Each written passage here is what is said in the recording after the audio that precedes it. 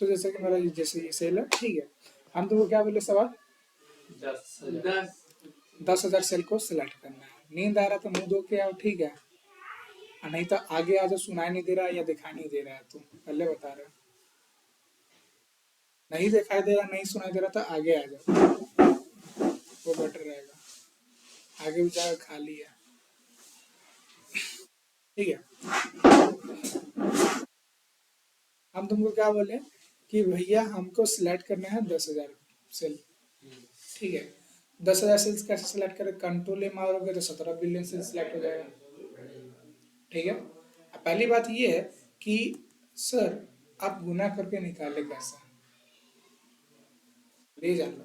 तो सबसे पहले हम थोड़ा सा सेल का साइज बड़ा करते हैं रो कॉलम का, तो क्या होता है कि हम सिलेक्ट ऑल करना है, दो कॉलम के बीच में ड्रैग करना है, जिससे क्या होगा कॉलम का साइज बड़ा हो जाएगा।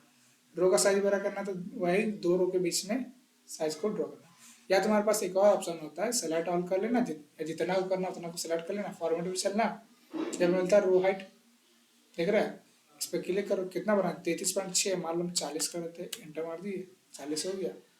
फॉर्मेट में जब कॉलम भी दिख रहा है इस पर क्लिक कर दो, 18 है 25 कर दिए, इंटर मार दो, देखो तो सारे कॉलम का वेट बढ़ गया।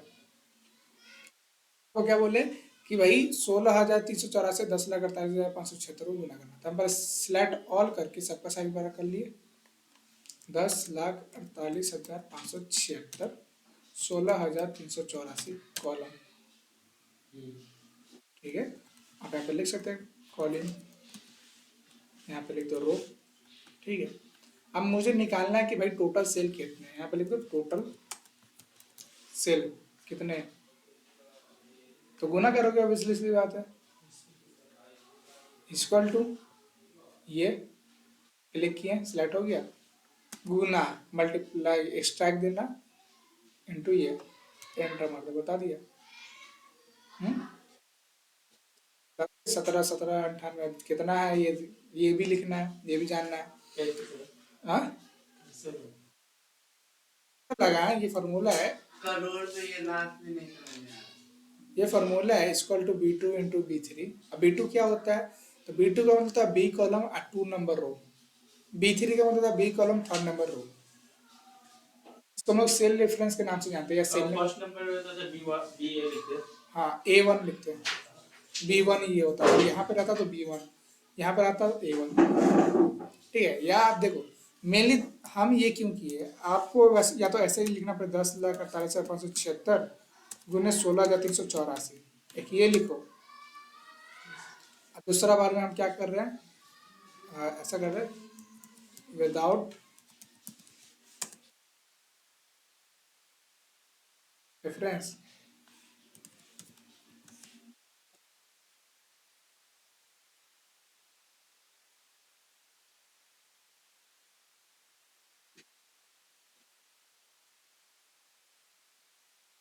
विदाउट रेफरेंस में क्या है कि हम लोग डायरेक्ट नंबर लिख दिए, विथ रेफरेंस में क्या है कि हम लोग B2 into C3, B2 into B3, sorry, understand, यानी सेल नंबर डाल दिया कि भाई इस सेल में जो भी वैल्यू आएगा उसको इससे गुना कर देगा।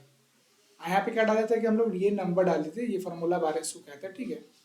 ये जो तुमको दिख रहा है ये फार्मूला बार कहलाता है, यहाँ फार्मूला बार में ही तुमको बताता है कि भाई ये तुम्हारा क्या है, ठीक है।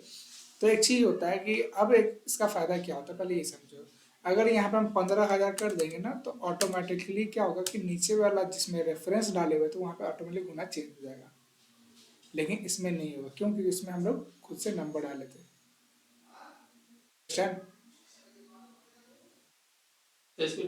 मतलब जैसे बोले नहीं होगा भाई, हम तुमको बोले इसका फायदा बता रहे हैं, विदाउट रेफरेंस विद रेफरेंस, इसका बेनिफिट क्या होता है कि अगर तुम्हारा 10 कॉलम है, ठीक है, मान लो तुम्हें एक इनवॉइस बिल बनाना है, ठीक है, जैसे हम एक बनाते हैं, मान लो यहाँ पे डालिए प्रोडक्ट नेम,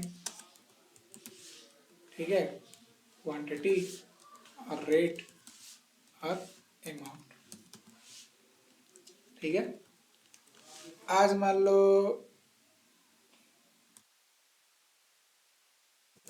कुकम्बर यानी क्या होता है, खीरा, ठीक है, आज ये 5 पीस है, इसका दाम आज 30 रुपये, हम अमाउंट टोटल निकालेंगे कि मेरे पास इतना ही क्वालिटी क्वांटिटी है, इक्वल टू क्वांटिटी गुने रेट।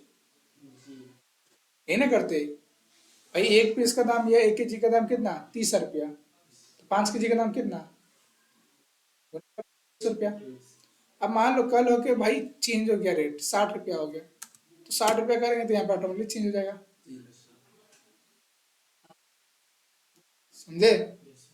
लेकिन वही तुम अगर यहाँ पे किए रहते 30 कर देते या फिर 20 रुपया कर देते, बार बार तुमको क्या होता कि अगर विदाउट रेफरेंस के लगाए होते, यानी अगर तुम डायरेक्ट ऐसे कर दिए थे इक्वल टू 20 × 5 कर दिए होते, तो क्या होता है कि यहाँ पे वैल्यू चेंज करने पे सिर्फ इस वाले में फर्क पड़ता है, इसमें नहीं पड़ता।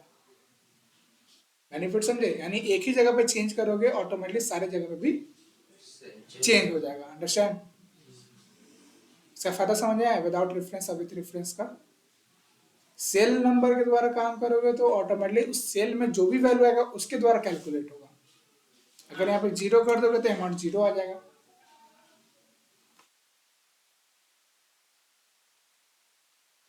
कल 10 रुपया हो गया, 50 रुपया हो जाएगा। अब तुम्हारे पास ये स्टॉक रखा होगा तो हमेशा वैल्यू चेंज, हमेशा अमाउंट थोड़ी चेंज करोगे, खाली रेट चेंज करो। भाई तुमको अगर चेंज करना है, ठीक है, तो हमेशा तुम यही करते थोड़ी फिरोगे, तुम्हारे पास उतना टाइम थोड़ी है कि भाई तुम ये करते जाओ। अब मान लो यहाँ पे हम फॉर्मूला लगाए थे, इसको ड्रैग कर दो, नीचे में भी आ जाएगा उसका प्राइस। इसको और ड्रैग कर दोगे तो जितना जितना यहाँ पे जैसे जैसे जैसे नंबर डालो, 50, 4 kg टोमेटो,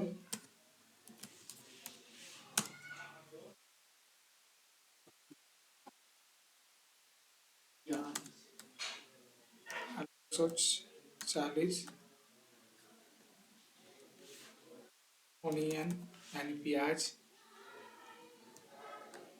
200 200 रुपये के जी है। नहीं, पसेरी 200 रुपये है। 200 रुपये से 1 kg कैसे 160 है होगा। 160 नहीं होगा, 60 रुपये होगा। 60, 120, ये 45 रुपये होगा। है सॉरी, पसेरी, हाँ तो पसेरी भी 200 रुपये है, 140 रुपये पसेरी है, हाँ, 3000। ठीक है, तो ये केजी में हो गया ना। तो भाई ऐसा करो, 140 रुपये पसेरी, तो हमेशा 5 रुपये का डिफरेंस होता है। कभी भी पसेरी होगा तो 5 रुपये का डिफरेंस होता है केजी में, ठीक है, पसेरी से 5 रुपये मुनाफा होता है। तो 140 पसेरी है, कैलकुलेटर खोलो या ऐसा करो, मुझे निकालना है ना पर केजी कितना है, यही ना निकालना है, तो पहले इसमें से माइनस करो 5 रुपया, तो कितना हो जाएगा 135 रुपया। ठीक है, तो इक्वल टू लगाना 135, 5 kg निकालना, 1 kg का निकालना, तो डिवाइड बाई 5, 27 रुपये के जी। अब बढ़ा दो 27 रुपये, यानी 10 kg आपका आलू था, 27 रुपये के जी है। 200 रुपये पसेरी है, तो 200 रुपये पसेरी तो 195 रुपये का 5 kg। 5 रुपये का ना फर्क होता है, कभी नोटिस करना, मार्केट में जाना पेटीएम में, तो 5 रुपया का ही बेनिफिट होता है जो पसेरी में लेता है, उससे ज़्यादा का बेनिफिट नहीं होता है। ये होता है भाई मार्केट का रूल। तो 195 रुपये मान लो अगर 5 kg का दाम है और 200 रुपये वो पसेरी दे रहा है, सॉरी नहीं नहीं नहीं, ज़्यादा होगा भाई, 1 सेकेंड, 205 रुपये होगा। नहीं, कल खुद लाए थे 200 रुपये पसेरी किया। 200 रुपये पसेरी ना, तो 205 रुपये के जी, 205 रुपये पूरा 5 kg का होगा, 205 रुपये के जी इक्वल टू 205 डिवाइड बाई 5 इंटर 41 रुपये। अब 200 रुपये से कितने था? अगर 140 रुपये था पसेरी, तो इसका होगा 145 रुपये के जी, इक्वल टू 145 रुपये के जी होगा, डिवाइड बाई 5, 29 रुपये के जी है। क्योंकि ज़्यादातर लोग मार्केट में पसेरी के हिसाब से आलू खरीदता है, ठीक है, तो ये इसका ओरिजिनल प्राइस आ गया 29 रुपये आलू हो गया, 41 रुपये प्याज हो गया। तो भाई तुम्हारे पास 10 kg आलू था तो कितना 290 रुपया हो गया, 15 kg आलू था तो 615 रुपया। तो भाई गुना करने के बार बार टेंशन खत्म। समझे क्यों हुआ टेंशन खत्म? कि भाई हम लोग रेफरेंस लगाए हुए, सेल डाल दिए कि भैया इस सेल में जो भी वैल्यू आएगा उसको ऑटोमेटिकली वो गुना कर देगा, फॉर्मूला लगाए हुए। यही ना किए थे। और यहाँ पर तुम अगर नहीं लगाओगे तो देख लो, अगर हम यहाँ पर ड्रैग कर दे तो क्या होगा, थोड़ा और इधर कर दे, इसको ड्रैग कर दे थोड़ा सा, तो क्या हो, सब में 100 को कर दिया। क्यों?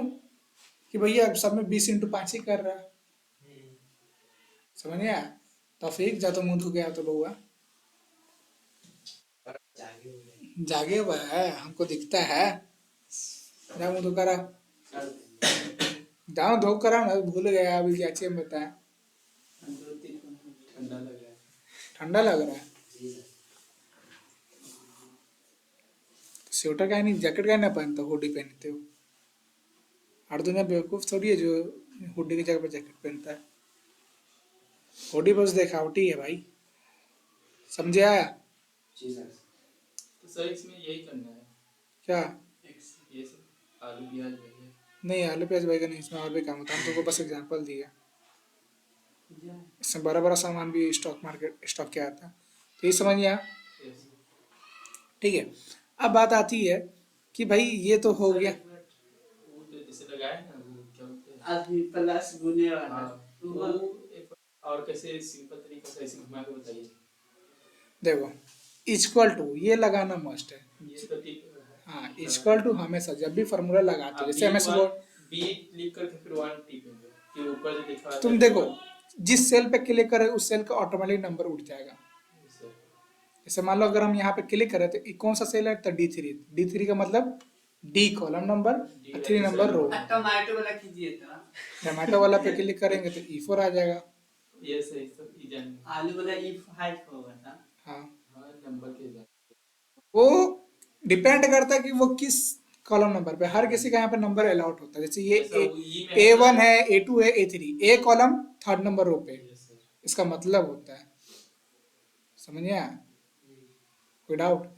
अगर तुम यहाँ पे रेंज सेलेक्ट कर लोगे तो क्या बताया, B1 से लेकर B7, B1 का मतलब B कॉलम 1 नंबर रो से लेकर B कॉलम 7 नंबर रो तक, उसमें जो भी वैल्यू है वो सारे को रिटर्न करो तो यहाँ पे ऑटोमेटिक रिटर्न कर देगा। हाँ, रिटर्न यानी दे देगा उसको निकाल के। समझे? अब जैसे कॉपी करना है, मान लो यहाँ पे कॉपी कर, राइट में क्लिक करो, कॉपी करो, और यहाँ पे क्लिक करो, पेस्ट करो, तो बात बराबर है। तो उससे अच्छा तुम क्या करो, तुमको रेंज मालूम है ना, सिलेक्ट करना ही पड़ेगा। इक्वल टू लिख दो, कितना कितने नंबर पे B2 से लेके कितना तक हम चाहते हैं, B2 कॉलम डालना, ये अनुपात वाला जो सिंबल है शिफ्ट के साथ डलाता है, मालूम है? कितने नंबर तक है, तो B5 तक है, तो B5 लिख दिए, लिख दो बस, लिख भी सकते हो, ऐसा नहीं कि क्लिक करना। B1 B2 B3 B4 तो आता ही, कीबोर्ड में लिख दो, एंटर मार दो तो ऑटोमेटिकली आ गया। समझ आया? कोई डाउट? तो बउआ ये वाला जो बतलाया फिर से बतलाइए तो सर, हाँ, जब ये बोले ये B1 B2 के बारे में, तो वही तो तुमको बता रहे हैं ना, इक्वल टू डालोगे। ये क्या है, इक्वल टू एक ऑपरेटर है। जैसे तुम एमएस वर्ड में रैंड लिखने से पहले इक्वल टू लगाते थे ताकि फंक्शन को कॉल कर सके, तो वैसे ही इसमें भी कोई फंक्शन को कॉल करने से पहले तुमको इक्वल टू लगाना जरूरी है। अब डिपेंड ये होता है कि तुम, अगर हम तुमको बोले कि भाई अगर यहाँ पे एक सेकंड समझो, हम बोले कि भैया कितने का सब्जी हुआ, अम्मी मान लो इतना का सब्जी तुम खरीदे, ये क्वांटिटी खरीदे, इतना रुपये रेट था, तुम सामान लेके गए, अम्मी तुमसे पूछे कितना का रेट हुआ, तो इसको जोड़ना है। तो जोड़ने के लिए एक फंक्शन होता है equal to sum, SUM, sum, bracket on करना है, इसके अंदर किस किस नंबर को जोड़ना है, तो एक ये है, फिर कॉमा, फिर ये है, फिर कॉमा, फिर ये है, फिर कॉमा, फिर ये है, फिर कॉमा, फिर ये हो गया। कॉमा इसलिए डाले हैं ताकि दूसरा नंबर कौन सा है बताने के लिए। सैम्पलिंग है ना, सम फंक्शन के number 1, number 2, number 3, number 4, number 5, number 6, और भी चाहते तो कॉमा डाल के और भी डाल सकते हो। ठीक है, ब्रैकेट क्लोज करेंगे, एंटर मार देंगे, तो कितना बता दिया, 1255। ठीक है, दूसरा तरीका होता है इक्वल टू सम। ठीक है, अब इसके अंदर तुमको से नंबर डाल दो, 50, 100, 290, 615, ब्रैकेट क्लोज करो और एंटर मार दो, दोबारा वही बता देगा। ये तो 1055 बतला है। एक सेकंड, 50, 100, 200, 200 छोड़ देते, कम 200, कॉमा 290, ये वो छूट गया था, हो गया। अब देखो, इसमें हम क्या किए थे, खुद से वैल्यू लिखे थे 50, 100, इसमें क्या है, सेल नंबर डाला होता। अगर मान लो यहाँ पे हम किसी में भी चेंज करेंगे तब ऑटोमेटिकली चेंज हो गया, समझ आया? इसमें तो चेंज नहीं हुआ। अब इसमें चेंज नहीं है तो फिर से दोबारा हमको ऐड करना पड़ता, फिर से तो हमको फार्मूला दोबारा लगाना पड़ता, यही ना करना पड़ता भाई। यस सारे में फार्मूला दोबारा लगाना पड़ता अगर हम नहीं लगाते तो। लेकिन एक बार चेंज किया तो सारे में चेंज हो गया, और यहाँ पे आंसर भी रिजल्ट आ गया 1305 रुपया। तो एक तरीका ये है कि भाई तुम इक्वल टू सम लगा के नंबर लगा जोड़ो। तीसरा तरीका होता है इक्वल टू SUM। अब भाई तुम्हारे पास उतना टाइम तो होगा नहीं, तुम्हारे पास इतना टाइम है तो करते रहो, इक्वल टू सम लगाओ और यहाँ पे एक आके नंबर लिखो, नहीं तो सिंपल सा सिलेक्ट कर लो जहाँ से जहाँ तक जोड़ना है। सेलेक्ट कर लिए इसको, इसे जैसे ही सिलेक्ट करोगे ये ऑटोमेटिकली लिखाएगा, ये जरूरी नहीं कि तुमको लिखना है।